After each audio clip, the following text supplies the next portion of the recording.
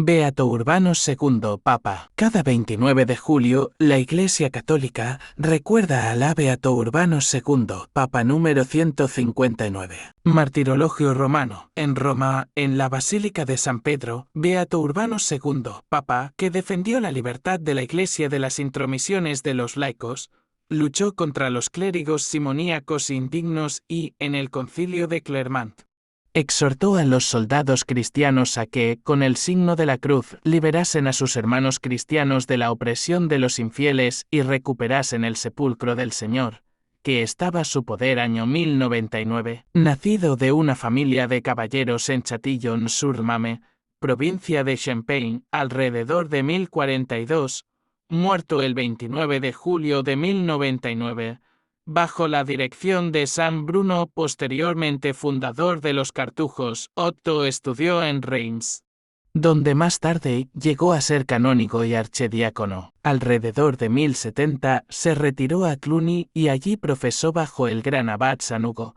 Después de ocupar el cargo de prior, fue enviado por San Hugo a Roma como uno de los monjes solicitados por Gregorio VII.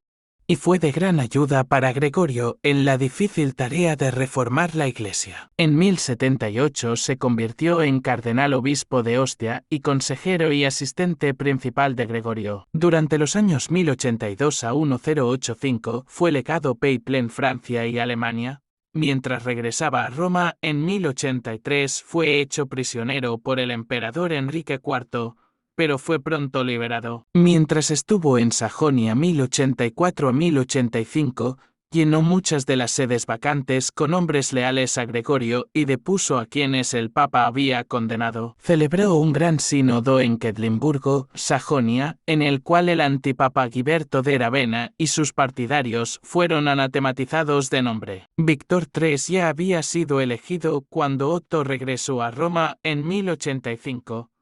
Otto parece haberse opuesto a Víctor al comienzo, no por alguna animosidad o carencia de buena voluntad, sino porque él juzgaba mejor y crítico a la vez que Víctor renunciara al honor que no deseaba retener. Después de la muerte de Víctor, se envió una citación a tantos obispos del grupo de Gregorio como fue posible para asistir a una reunión en Terracina. Se dio a conocer en este encuentro que Otto había sido sugerido por Gregorio y Víctor como su sucesor. Por consiguiente, el 12 de marzo de 1088, fue elegido por unanimidad tomando el título de Urbano II. Su primer acto fue proclamar al mundo su elección y exhortar a los príncipes y obispos que habían sido leales a Gregorio para continuar en su fidelidad. Otto declaró su intención de seguir la política y el ejemplo de su gran predecesor. Todo lo que él rechazaba, yo lo rechazo; lo que él condenaba, yo lo condeno; lo que él amaba, yo lo abrazo; lo que él consideraba como católico, yo lo confirmo y apruebo. Fue una tarea difícil la que afrontó el nuevo papa. La entrada a Roma era imposible. Los normandos, con quienes, junto con Matilda, solo podía contar, estaban ocupados en una guerra civil. Antes de que pudiera hacerse cualquier cosa, Roger y Bohemund debían reconciliarse y para efectuar esto, el Papa partió para Sicilia. Se reunió con Roger en Troina, pero la historia no dice nada sobre lo que ocurrió entre ellos. El año siguiente, sin embargo, hubo paz entre los dos príncipes, y la primera entrada de Urbano en Roma en noviembre de 1088, según afirman algunos, se hizo posible gracias a las tropas normandas. Difícil situación en Roma era verdaderamente lamentable.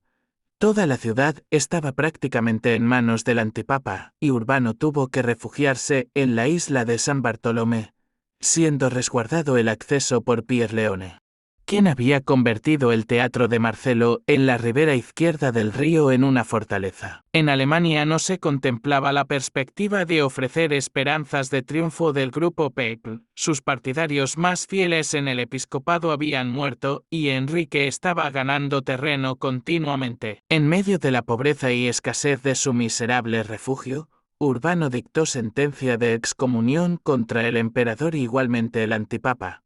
Giberto replicó realizando un sínodo en San Pedro, antes del cual citó a Urbano a asistir. Las tropas del Papa y el antipapa se trabaron en un combate desesperado que duró 3 días. Giberto fue sacado de la ciudad y Urbano entró triunfante a San Pedro. ahora estaba decidido a unir a sus seguidores en Italia y Alemania. La condesa Matilda había perdido su primer esposo, Godofredo de Lorraine.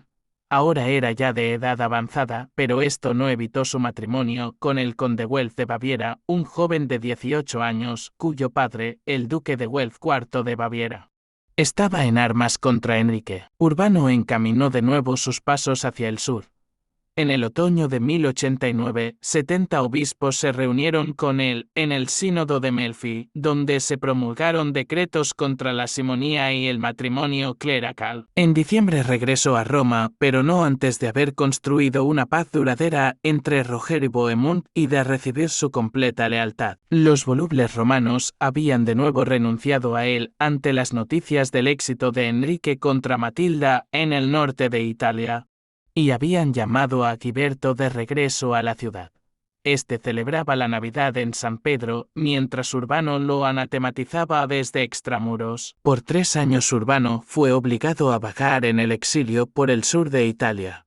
Pasó el tiempo celebrando concilios y mejorando el carácter de la disciplina eclesiástica. Mientras tanto, Enrique por fin sufrió una represión de las fuerzas de Matilda en Canosa, la misma fortaleza que había presenciado su humillación ante Gregorio. Su hijo Conrado, aterrorizado, se dice, ante la depravación de su padre y rehusando convertirse en su socio en el pecado, huyó al bando de Matilda y Welf. La Liga Lombarda Milán, Lodae, Piacenza y Cremona lo recibió con gusto y fue coronado rey en Milán, el centro del poder imperial en Italia.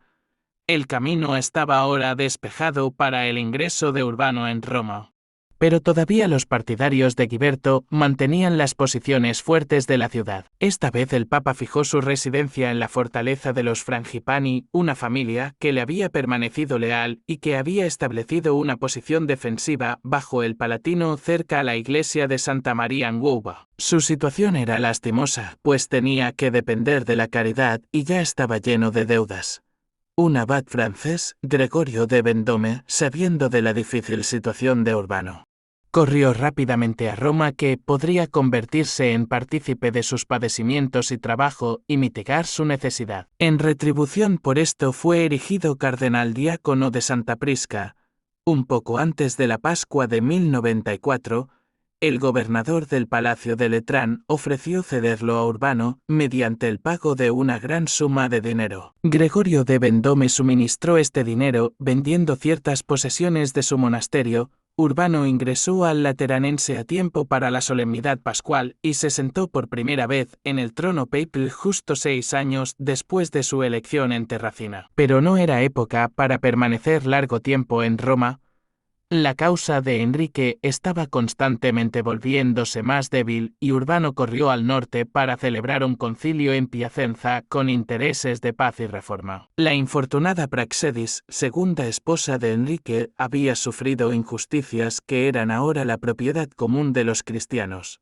Su causa fue escuchada, sin tratar Enrique de defenderse. Ella fue públicamente declarada inocente y absuelta de toda censura. Luego se trató el caso de Felipe de Francia, quien había repudiado a su esposa Beza y se había desposado con Bertrada, la esposa de Falk de Anjou. Varios obispos habían reconocido la unión, pero el arzobispo Hugo de León había tenido el valor de excomulgar a Felipe por adulterio. Tanto el rey como el arzobispo fueron convocados al concilio y ambos fallaron a la cita. A Felipe le fue concedida una prórroga adicional, pero Hugo fue suspendido de su cargo. En este concilio Urbano pudo empezar a hablar del tema de las cruzadas. El emperador de Oriente, Alexius I, había enviado una embajada al Papa en busca de ayuda contra los turcos Seljuk, quienes eran una seria amenaza para el imperio de Constantinopla. Urbano tuvo éxito en inducir a muchos de los presentes a prometer ayuda para Alexius, pero no fue tomada ninguna acción definitiva por parte de él hasta pocos meses más tarde, cuando convocó el más famoso de sus concilios, el de Clermont en Auvergne. El concilio se reunió en noviembre de 1095, 13 arzobispos, 235 obispos y más de 90 abades respondieron a la citación del Papa. El sínodo se reunió en la iglesia de Notre-Dame-du-Port y comenzó reiterando los decretos gregorianos contra la simonía, la investidura y el matrimonio clerical. La sentencia que durante algunos meses había estado amenazando a Felipe de Francia se puso ahora en acción contra él y fue excomulgado por adulterio. Luego se discutió el candente asunto del Oriente.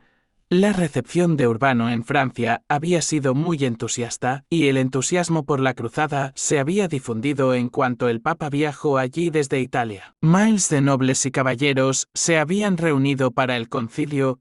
Se decidió que un ejército de caballería e infantería marcharía a rescatar de los sarracenos a Jerusalén y las iglesias de Asia. Se concedió indulgencia plenaria a todos los que emprendieran el viaje pro sola devotione, y para ayudar más al movimiento, se ofreció la tregua de Dios y los bienes de aquellos que habían tomado la cruz serían vistos como sagrados. Aquellos que fueran incapaces para la expedición eran vedados para emprenderla, y los fieles eran exhortados a tomar el consejo de sus obispos y sacerdotes antes de ponerse en marcha. Saliendo al frente de la iglesia, el Papa se dirigió a la inmensa multitud. Utilizó al máximo sus maravillosos dones de elocuencia.